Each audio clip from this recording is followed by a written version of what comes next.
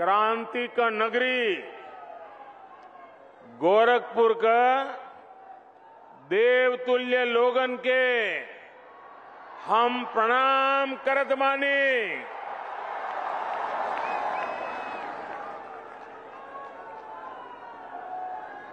परमहंस योगानंद महायोगी गोरखनाथ जी, वंदनीय हनुमान प्रसाद पोद्दार जी और महाबलिदानी पंडित राम प्रसाद बिस्मल का ई पावन धरती का कोटि कोटि नमन।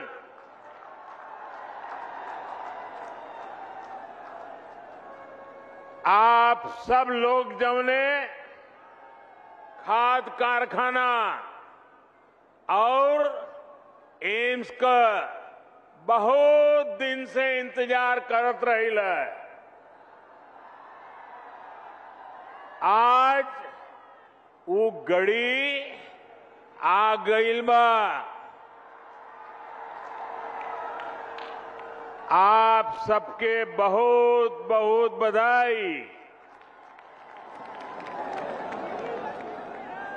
मेरे साथ मंच पर उपस्थित उत्तर प्रदेश की राज्यपाल श्रीमती आनंदीबेन पटेल जी, उत्तर प्रदेश के यशस्वी कर्मयोगी मुख्यमंत्री योगी आदित्यनाथ जी, उत्तर प्रदेश के उप मुख्यमंत्री केशव प्रसाद मौर्य, डॉक्टर दिनेश शर्मा, भारतीय जनता पार्टी उत्तर प्रदेश के अध्यक्ष श्री स्वतंत्र देव सिंह जी, अपना दल की राष्ट्रीय अध्यक्ष और मंत्रिमंडल में हमारी साथी बहन अनुप्रिया पटेल जी, निषाद पार्टी के अध्यक्ष भाई संजय निषाद जी, मंत्रिमंडल में मेरे सहयोगी श्री पंकज चौधरी जी, उत्तर प्रदेश सरकार के मंत्री श्री जय प्रताप सिंह जी, श्री सूर्य प्रताप शाही जी, श्री दारा सिंह चौहान जी, स्वामी प्रसाद मौर्य जी, उपेंद्र तिवारी जी, सतीश द्विवेदी जी, जयप्रकाश निषाद जी, राम चौहान जी, आनंद स्वरूप शुक्ला जी, संसद में मेरे साथीगण, यूपी विधानसभा और विधान परिषद के सदस्यगण और विशाल संख्या में हमें आशीर्वाद देने के लिए आए हुए मेरे प्यारे भाइयों और बहनों,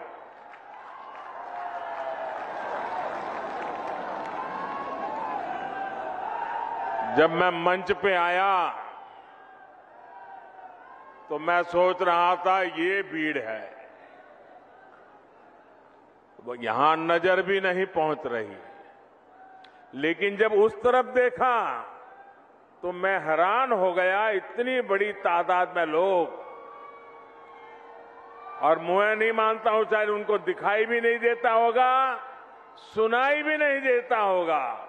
इतने दूर दूर लोग झंडे हिला रहे हैं।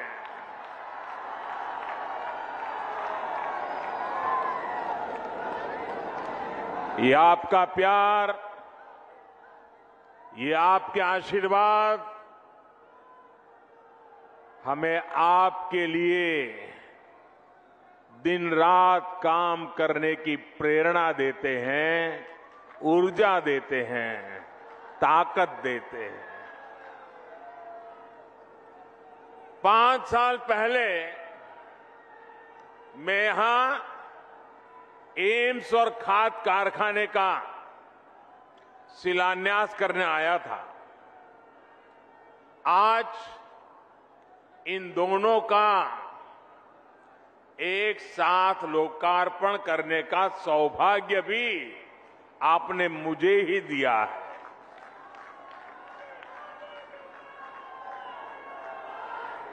आईसीएमआर के रीजनल मेडिकल रिसर्च सेंटर को भी आज अपनी नई बिल्डिंग मिली है। मैं यूपी के लोगों को बहुत बहुत बधाई देता हूं। साथियों, गोरखपुर में फर्टिलाइजर प्लांट का शुरू होना, गोरखपुर में एम्स का शुरू होना अनेक संदेश दे रहा है। जब डबल इंजन की सरकार होती है तो डबल तेजी से काम भी होता है। जब नेक नियत से काम होता है तो आपदाएं भी अवरोध नहीं बन पाती।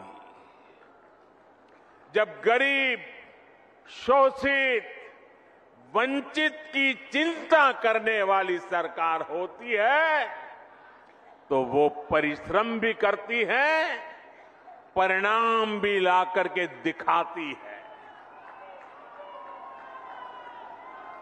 गोरखपुर में आज हो रहा आयोजन इस बात का भी सबूत है कि नया भारत जब ठान लेता है तो इसके लिए कुछ भी असंभव नहीं है। साथियों, जब 2014 में आपने मुझे सेवा का अवसर दिया था तो उस समय देश में फर्टिलाइजर सेक्टर बहुत बुरी स्थिति में था। देश के कई बड़े बड़े खाद कारखाने बरसों से बंद पड़े थे और विदेशों से आयात लगातार बढ़ता जा रहा था। एक बड़ी दिक्कत ये भी थी कि जो खाद उपलब्ध थी उसका इस्तेमाल चोरी छिपे खेती के अलावा और भी कामों में गुपचुप चला जाता था। इसलिए देश भर में यूरिया की किल्लत तब सुर्खियों में रहा करती थी। किसानों को खाद के लिए लाठी गोली तक खानी पड़ती थी। ऐसी स्थिति से देश को निकालने के लिए ही हम एक नए संकल्प के साथ आगे बढ़े। हमने 3 सूत्रों पर एक साथ काम करना शुरू किया। एक, हमने यूरिया का गलत इस्तेमाल रोका। यूरिया की 100% नीम कोटिंग की। दूसरा, हमने करोड़ों किसानों को सॉयल हेल्थ कार्ड दिए ताकि उन्हें पता चल सके कि उनके खेत को किस तरह की खाद की जरूरत है। और तीसरा, हमने यूरिया के उत्पादन को बढ़ाने पर जोर दिया। बंद पड़े फर्टिलाइजर प्लांट्स को फिर से खोलने पर हमने ताकत लगाई। इसी अभियान के तहत गोरखपुर के इस फर्टिलाइजर प्लांट समेत देश के 4 और बड़े खाद कारखाने हमने चुने। आज एक की शुरुआत हो गई है, बाकी भी अगले वर्षों में शुरू हो जाएंगे। साथियों, गोरखपुर फर्टिलाइजर प्लांट को शुरू करवाने के लिए एक और भगीरथ कार्य हुआ है। जिस तरह से भगीरथ जी गंगा जी को लेकर आए थे, वैसे ही इस फर्टिलाइजर प्लांट तक ईंधन पहुंचाने के लिए ऊर्जा गंगा को लाया गया है। पीएम ऊर्जा गंगा गैस पाइपलाइन परियोजना के तहत हल्दिया से जगदीशपुर पाइपलाइन बिछाई गई है। इस पाइपलाइन की वजह से गोरखपुर फर्टिलाइजर प्लांट तो शुरू हुआ ही है, पूर्वी भारत के दर्जनों जिलों में पाइप से सस्ती गैस भी मिलने लगी है। भाई और बहनों, फर्टिलाइजर प्लांट के शिलान्यास के समय मैंने कहा था, इस कारखाने के कारण गोरखपुर इस पूरे क्षेत्र में विकास की धुरी बनकर के उभरेगा। आज मैं इसे सच होते देख रहा हूं। ये खाद कारखाना राज्य के अनेक किसानों को पर्याप्त यूरिया तो देगा ही, इससे पूर्वांचल में रोजगार और स्वरोजगार के हजारों नए अवसर तैयार होंगे।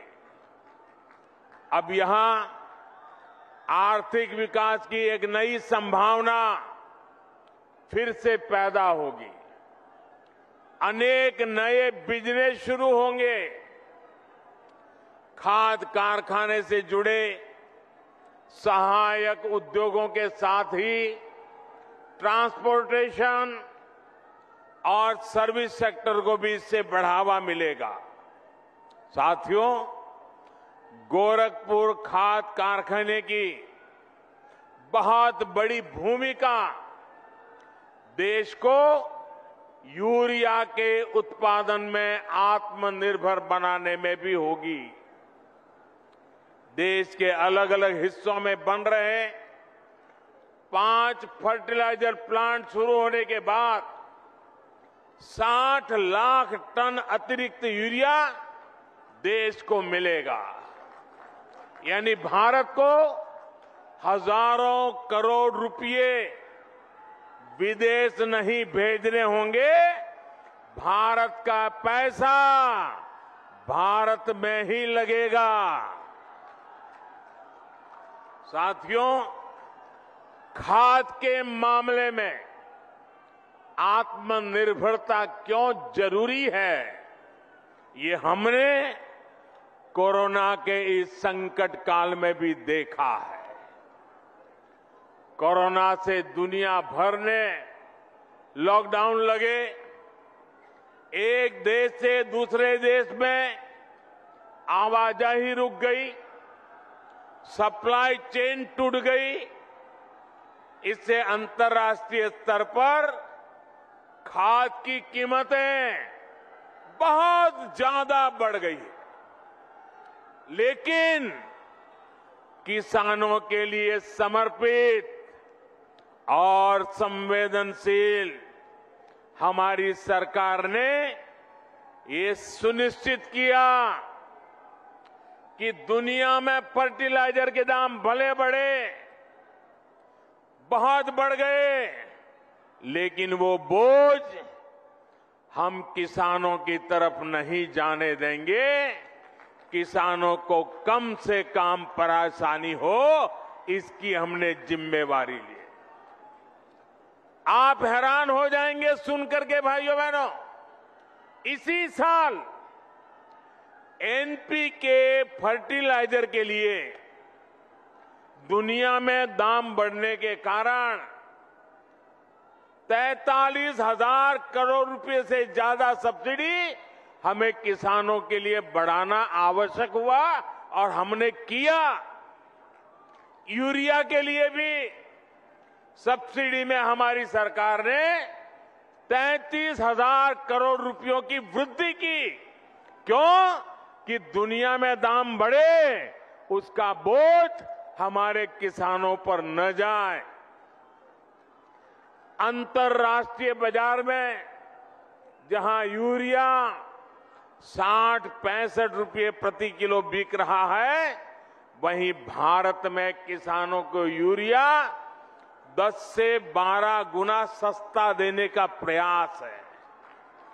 भाई और बहनों, आज खाने के तेल को आयात करने के लिए भी भारत हर साल हजारों करोड़ रुपए विदेश भेजता है।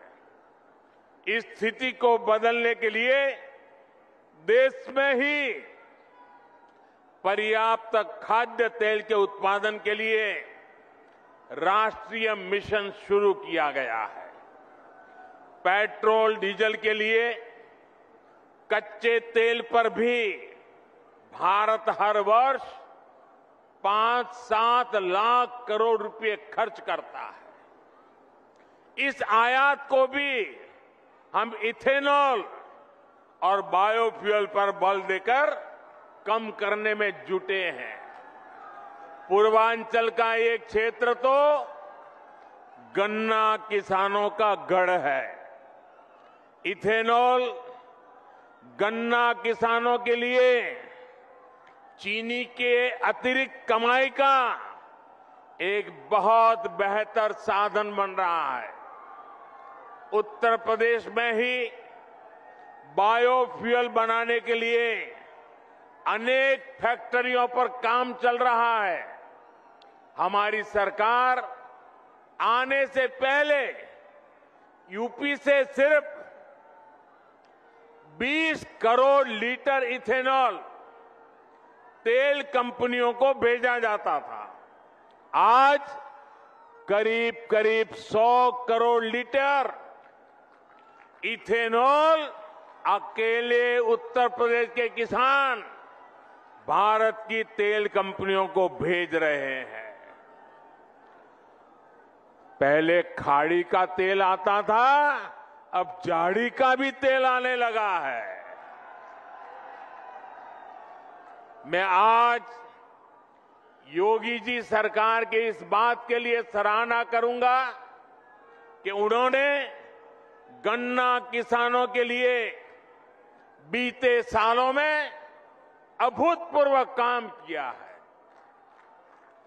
गन्ना किसानों के लिए लाभकारी मूल्य हाल में 350 रुपये तक बढ़ाया है।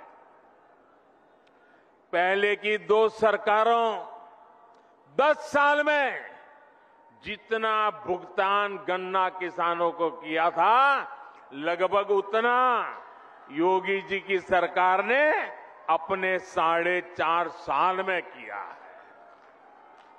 भाइयों और बहनों, सही विकास वही होता है जिसका लाभ सब तक पहुंचे, जो विकास संतुलित हो, जो सबके लिए हितकारी हो। और ये बात वही समझ सकता है जो संवेदनशील हो, जिसे गरीबों की चिंता हो।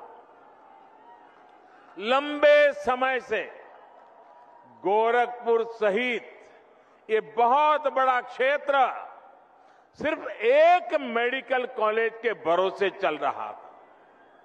यहां के गरीब और मध्यम वर्गीय परिवार को इलाज के लिए बनारस या लखनऊ जाना पड़ता था। 5 साल पहले तक दिमागी बुखार की इस क्षेत्र में क्या स्थिति थी, ये मुझसे ज्यादा आप लोग जानते हैं। यहां मेडिकल कॉलेज में भी जो रिसर्च सेंटर चलता था, उसकी अपनी बिल्डिंग तक नहीं थी। भाई और बहनों, आपने जब हमें सेवा का अवसर दिया तो यहां एम्स में भी आपने देखा इतना बड़ा एम्स बन गया। इतना ही नहीं, रिसर्च सेंटर की अपनी बिल्डिंग भी तैयार है। जब मैं एम्स का शिलान्यास करने आया था, तब भी मैंने कहा था कि हम दिमागी बुखार से इस क्षेत्र को राहत दिलाने के लिए पूरी मेहनत करेंगे। हमने दिमागी बुखार फैलाने की वजह को दूर करने पर भी काम किया और इसके उपचार भी। आज वो मेहनत जमीन पर दिख रही है। आज गोरखपुर और बस्ती डिवीजन के 7 जिलों में दिमागी बुखार के मामले लगभग 90% तक कम हो चुके हैं। जो बच्चे बीमार होते भी हैं, उनमें से ज्यादा का जीवन बचा पाने में हमें सफलता मिल रही है। योगी सरकार ने इस क्षेत्र में जो काम किया है, उसकी चर्चा अब अंतर्राष्ट्रीय स्तर पर भी हो रही है। एम्स और आईसीएमआर रिसर्च सेंटर बनने से अब इंसेफ्लाइटिस से मुक्ति के अभियान को और मजबूती मिलेगी। इससे दूसरी संक्रामक बीमारियां, महामारियों के बीच उसके बचाव में भी यूपी को बहुत मदद मिलेगी। भाइयों और बहनों, किसी भी देश को आगे बढ़ने के लिए बहुत आवश्यक है कि उसकी स्वास्थ्य सेवाएं सस्ती हो, सर्वसुलभ हो, सबकी पहुंच में हो। वरना मैंने भी इलाज के लोगों को एक शहर से दूसरे शहर तक चक्कर लगाते, अपनी जमीन गिरवी रखते, दूसरों से पैसों के उधारी लेते हमने भी बहुत देखा है।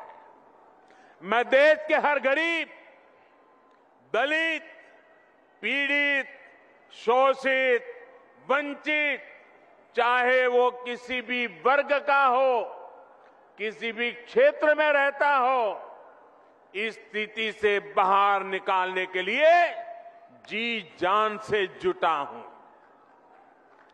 पहले सोचा जाता था कि एम्स जैसे बड़े मेडिकल संस्थान बड़े शहरों के लिए होते हैं, जबकि हमारी सरकार अच्छे से अच्छे इलाज को, बड़े से बड़े अस्पताल को देश के दूर सुदूर क्षेत्रों तक ले जा रही है। आप कल्पना कर सकते हैं, आजादी के बाद से इस सदी की शुरुआत तक देश में सिर्फ एक एम्स था, एक। अटल जी ने 6 और एम्स स्वीकृत किए थे अपने कालखंड में। बीते 7 वर्षों में 16 नए एम्स बनाने पर देश भर में काम चल रहा है। हमारा लक्ष्य ये है कि देश के हर जिले में कम से कम एक मेडिकल कॉलेज जरूर हो। मुझे खुशी है कि यहां यूपी में भी अनेक जिलों में मेडिकल कॉलेज का काम तेजी से आगे बढ़ रहा है। और अभी योगी जी पूरा वर्णन कर रहे थे कहां मेडिकल कॉलेज का काम हुआ है। हाल में ही यूपी के 9 मेडिकल कॉलेज का एक साथ लोकार्पण करने का अवसर आपने मुझे भी दिया था। स्वास्थ्य को दी जा रही सर्वोच्च प्राथमिकता का ही नतीजा है कि यूपी लगभग 17 करोड़ टीके के पड़ाव पर पहुंच रहा है। भाइयों और बहनों, हमारे लिए 130 करोड़ से अधिक देशवासियों का स्वास्थ्य, सुविधा और समृद्धि सर्वोपरि है। विशेष रूप से हमारी माताओं, बहनों, बेटियों की सुविधा और स्वास्थ्य जिस पर बहुत ही कम ध्यान दिया गया। बीते सालों में पक्के घर, शौचालय जिसको आप लोग इज्जत घर कहते हैं, बिजली, गैस, पानी, पोषण, टीकाकरण, ऐसी अनेक सुविधाएं जो गरीब बहनों को मिली है, उसके परिणाम अब दिख रहे हैं। हाल में जो फैमिली हेल्थ सर्वे आया है, वो भी कई सकारात्मक संकेत देता है। देश में पहली बार महिलाओं की संख्या पुरुषों से अधिक हुई है। इसमें बेहतर स्वास्थ्य सुविधाओं की भी बड़ी भूमिका है। बीते 5-6 सालों में महिलाओं का जमीन और घर पर मालिकाना हक बढ़ा है और इसमें उत्तर प्रदेश टॉप के राज्यों में है। इसी प्रकार बैंक खाते और मोबाइल फोन के उपयोग में भी महिलाओं की संख्या में अभूतपूर्व वृद्धि दर्ज की गई है। साथियों, आज आपसे बात करते हुए मुझे पहले की सरकारों का दोहरा रवैया, जनता से उनकी बेरुखी भी बार बार याद आ रही है। मैं इसका जिक्र भी आपसे जरूर करना चाहता हूं। सब जानते थे कि गोरखपुर का फर्टिलाइजर प्लांट इस पूरे क्षेत्र के किसानों के लिए, यहां रोजगार के लिए कितना जरूरी था, लेकिन पहले की सरकारों ने इसे शुरू करवाने में कोई दिलचस्पी नहीं दिखाई। सब जानते थे कि गोरखपुर में एम्स की मांग बरसों से हो रही थी, लेकिन 2017 से पहले जो सरकार चला रहे थे, उन्होंने एम्स के लिए जमीन देने में हर तरह के बहाने बताए। मुझे याद है जब बात आर्या पार की हो गई, तब बहुत बेमन से, बहुत मजबूरी में पहले की सरकार द्वारा गोरखपुर एम्स के लिए जमीन आवंटित की गई थी। साथियों, आज का ये कार्यक्रम उन लोगों को भी करारा जवाब दे रहा है जिन्हें टाइमिंग पर सवाल उठाने का बहुत शौक है। जब ऐसे प्रोजेक्ट पूरे होते हैं तो उनके पीछे बरसों की मेहनत होती है, दिन रात का परिश्रम होता है। ये लोग कभी इस बात को नहीं समझेंगे कि कोरोना के इस संकट काल में भी डबल इंजन की सरकार विकास में जुटी रही, उसने काम रुकने नहीं दिया। मेरे प्यारे भाइयों बहनों, लोहिया जी, जयप्रकाश नारायण जी के आदर्शों को, इन महापुरुषों के अनुशासन को ये लोग कब से छोड़ चुके हैं। आज पूरा यूपी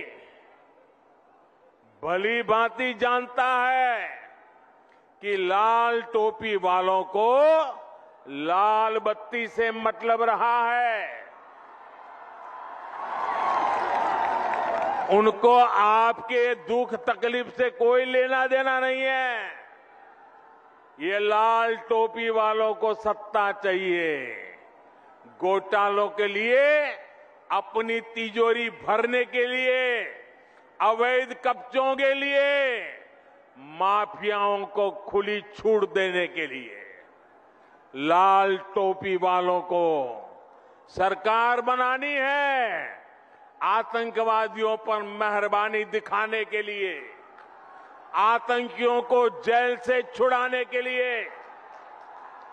और इसलिए याद रखिए, लाल टोपी वाले यूपी के लिए रेड अलर्ट है, रेड अलर्ट, यानी खतरे की घंटी है। साथियों, यूपी का गन्ना किसान नहीं भूल सकता है कि योगी जी के पहले की जो सरकार थी उसने कैसे गन्ना किसानों को पैसे के भुगतान में रुला दिया था। किस्तों में जो पैसा मिलता था उसमें भी महीनों का अंतर होता था। उत्तर प्रदेश में चीनी मिलों को लेकर कैसे कैसे खेल होते थे, क्या क्या घोटाले किए जाते थे, इससे पूर्वांचल और पूरे यूपी के लोग अच्छी तरह परिचित है। साथियों, हमारी डबल इंजन की सरकार आपकी सेवा करने में जुटी है, आपका जीवन आसान बनाने में जुटी है। भाइयों बहनों, आपको विरासत में जो मुसीबतें मिली हैं, हम नहीं चाहते हैं कि आपको ऐसी मुसीबतें विरासत में आपके संतानों को देने की नौबत आए। हम ये बदलाव लाना चाहते हैं। पहले की सरकारों के वो दिन भी देश ने देखे हैं जब अनाज होते हुए भी गरीबों को नहीं मिलता था। आज हमारी सरकार ने सरकारी गोदाम गरीबों के लिए खोल दिए हैं और योगी जी पूरी ताकत से हर घर अन्न पहुंचाने में जुटे हुए हैं। इसका लाभ यूपी के लगभग 15 करोड़ लोगों को हो रहा है।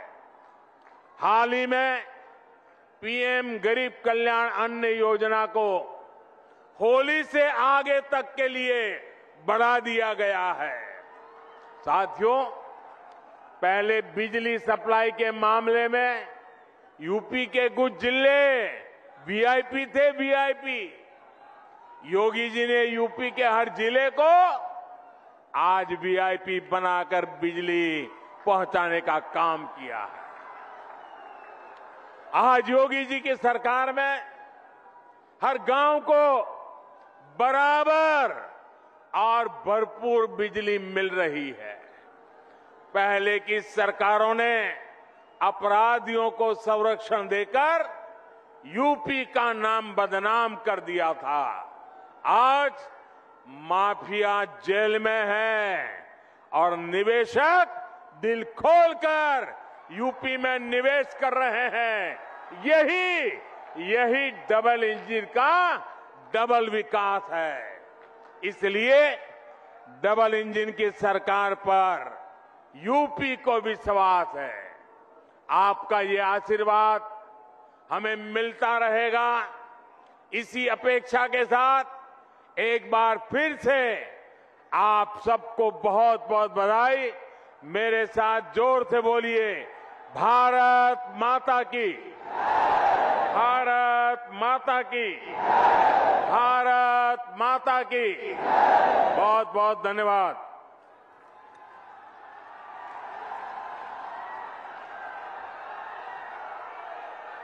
बहुत बहुत धन्यवाद माननीय प्रधानमंत्री नरेंद्र मोदी का ये संबोधन गोरखपुर में प्रधानमंत्री नरेंद्र मोदी ने गिनाया किस तरीके से डबल इंजन की सरकार डबल तेजी से काम कर रही है और इसी का ये नतीजा कि विकास जो पूर्वांचल और खासतौर से गोरखपुर में इस मौके पर प्रधानमंत्री नरेंद्र मोदी जमकर विरोधियों पर भी बरसे।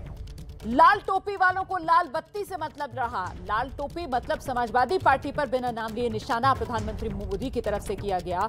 बिना नाम लिए पीएम मोदी ने अखिलेश यादव पर निशाना साधा। टाइमिंग को लेकर कहा कि जो लोग सवाल उठाते हैं उनको ये समझना चाहिए कि वक्त लगता है विकास कार्य को पूरा होने में। और साथ ही साथ लाल टोपी वाले यूपी के लिए रेड अलर्ट, ये कहकर प्रधानमंत्री नरेंद्र मोदी ने समाजवादी पार्टी को घेरा। जमकर हमला बिना नाम लिए समाजवादी पार्टी और अखिलेश यादव पर प्रधानमंत्री नरेंद्र मोदी ने किया और साथ ही मंच से अपनी सरकार के कामकाज गिनाए, डबल इंजन की सरकार के फायदे गिनाए।